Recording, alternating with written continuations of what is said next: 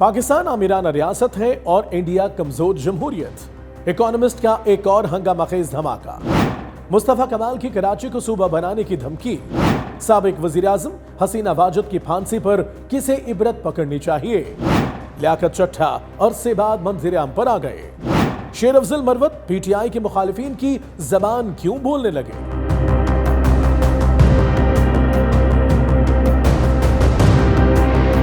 Talkies live की daily update में मैं हूं आपका होस्ट हैदर अली। बढ़ते हैं तफसीलात की जानिब, लेकिन इससे पहले हमें लाइक, फॉलो और सब्सक्राइब कीजिए और बेल आइकन को दबाना मत भूलें ताकि टॉकीज लाइव पर हमारी मुलाकातें यूं ही चलती रहें।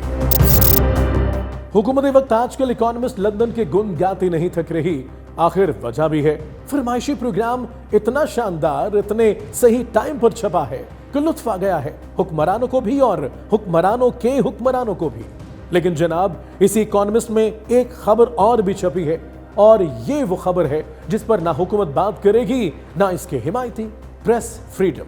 प्रेस फ्रीडम मतलब लिखने लिखाने की आजादी, सुनने सुनाने की आजादी। इकोनॉमिस्ट के मुताबिक प्रेस फ्रीडम में पाकिस्तान 158वें नंबर पर है। Pakistan is ranked at number 158 and India is ranked at 151 in the World Press Freedom Index. Both Pakistan and India claims to be democratic countries, but the Democracy Index prepared by The Economist declared Pakistan as an authoritarian state and India as a flawed democracy. और मजे की बात सुनिए, जिस India को हम सुबह शाम गोदी मीडिया कहते हैं वो 151वें नंबर पर है। यानी इंडिया का तो सबको पता है गोदी मीडिया है। इंडिया का मीडिया अगर गोद में है तो जाहिर है हम जो प्रेस फ्रीडम के मामले में भारत से 7 दर्जे मजीद नीचे 158वें नंबर पर है, तो हम तो गोदी से भी कहीं जरा नीचे ही होंगे। और आगे वही इकोनॉमिस्ट जिसके गुण नून लीग आजकल गा रही है, वो साफ लिखता है कि पाकिस्तान में इस वक्त आमिराना तर्ज हुकूमत है, जबकि इंडिया के बारे में लिखता है कि वहां कमजोर जमहूरियत है। भाई कमजोर हो, डावाडोल हो, लेकिन जमहूरियत तो है। हमारे हाथ अगर नाम की भी कोई जमहूरियत रह गई है, इसे इकोनॉमिस्ट कहता है आमिराना निजाम। मैं हुकूमत की हिमायतियों से एक सवाल पूछना चाहता हूं, अब क्या करें? इस रिपोर्ट पर भी बगले बजाएं, इस पर भी गुन गाएं, या अब इकोनॉमिस्ट को मुंह भर भर के गालियां देने का वक्त हो चुका है? सही कह रहे हैं ना हम 100% सही कह रहे हैं, क्योंकि ये तो हमारा वतीरा है।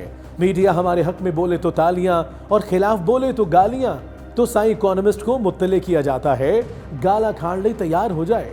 I want to highlight that if you don't have media freedom, you cannot have political stability.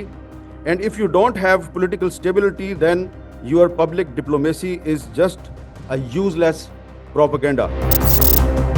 विफाकी वजीर सेहत मुस्तफा कमाल ने पीपल्स पार्टी को खबरदार किया है कि अगर बल्दियाती निजाम पर बात न हुई तो 18वीं तरमीम भी मुतासिर होगी और सिंध में सूबा भी बन सकता है। लोगों को इख्तियारात और वसाइल नीचे नहीं दिए तो सूबा फिर पाकिस्तान में बनेगा, नागुज़ीर हो जाएगा।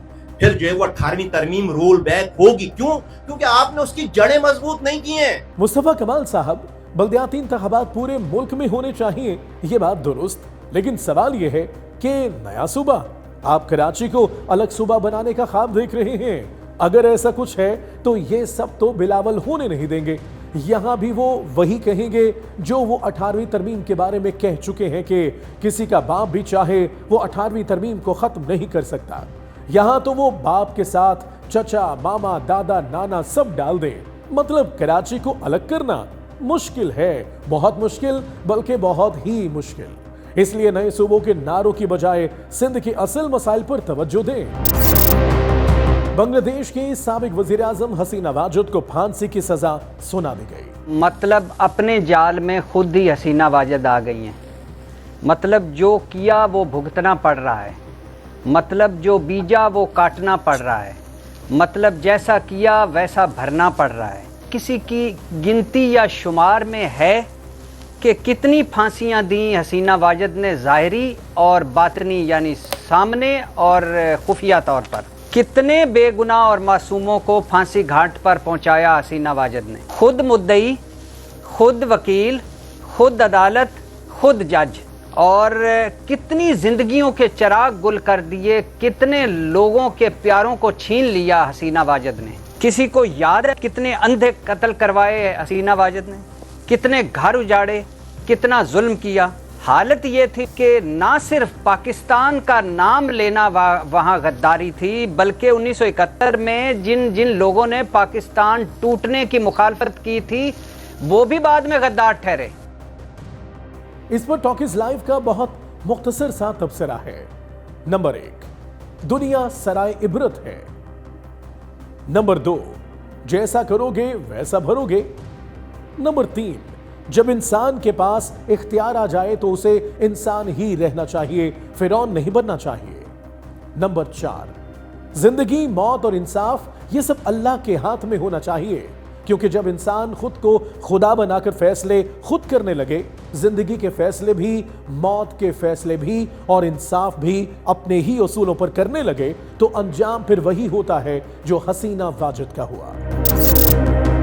آئیے آج ہم آپ کو ایک ایسے شخص سے دوبارہ ملواتے ہیں جسے ہم شاید 9 یا 10 فروری کو آخری مرتبہ ملے تھے، وہ بھی اس سال نہیں پچھلے سال، اور پھر اس کے بعد ایک لمبے عرصے سے ہم سب اسے بھولے ہوئے ہیں۔ موصوف کا نام ہے لیاقت چٹھا، اور وہ ہمیں کیوں نہیں مل رہے یہ جاننے کے لیے آپ بس یہ ویڈیو دیکھیں، آپ خود سمجھ آئیں گے سب کچھ۔ جو فارم 45 ہے وہ آج بھی پورا ہے، دوبارہ الیکشن کرانے کی بھی ضرورت نہیں، صرف فارم 45 اکٹھے کر لیں، اس کے اوپر سارے رزلٹ کلیئر ہو جائیں گے۔ بالکل بے ضابطگیاں تو چھوٹا لفظ ہے، جو یہاں پہ ہوا ہے کہ جو لوگ آزاد امیدوار 70-80 ہزار کی لیڈ سے جیت رہے تھے، ہم نے ان کو ہروایا ہے اور ان کے اوپر جعلی مورے لگا کے سب کو ہروایا۔ دیکھیں میں یہ ساری اس غلط کاری کی ذمہ داری اپنے اوپر لے رہا ہوں، اور ساتھ آپ کو بتا رہا ہوں کہ جو چیف الیکشن کمشنر ہے، جو چیف جسٹس ہے، وہ بھی اس کام میں پورے شریک ہیں۔ لیکن آخر پہ میں نے جو اس ملک کے پیٹ میں چھرا گھونپا ہے، مجھے وہ سونے نہیں دیتا۔ اس چھوٹی سی ویڈیو کو دکھانے کا مقصد یہ تھا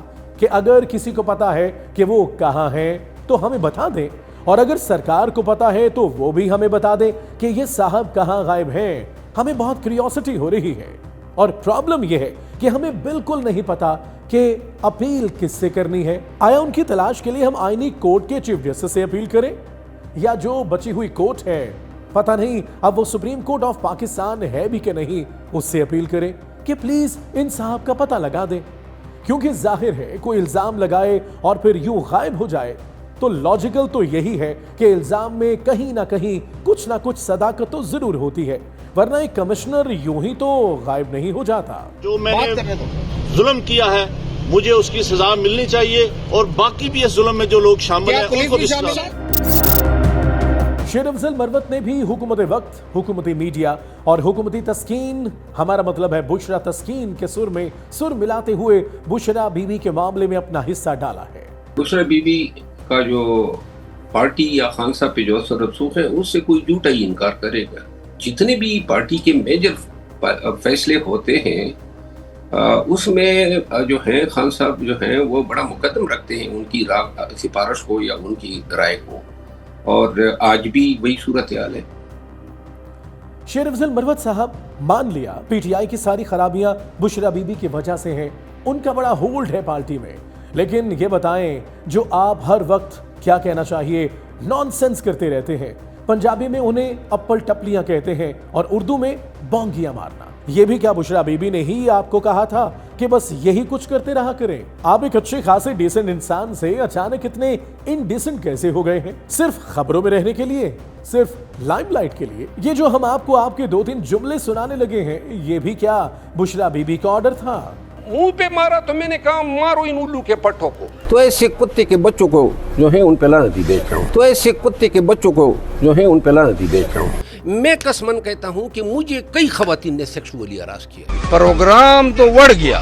talkies live like, share, subscribe کیجئے، کیونکہ سچ وہی جو ہم بولیں۔ Talkies live.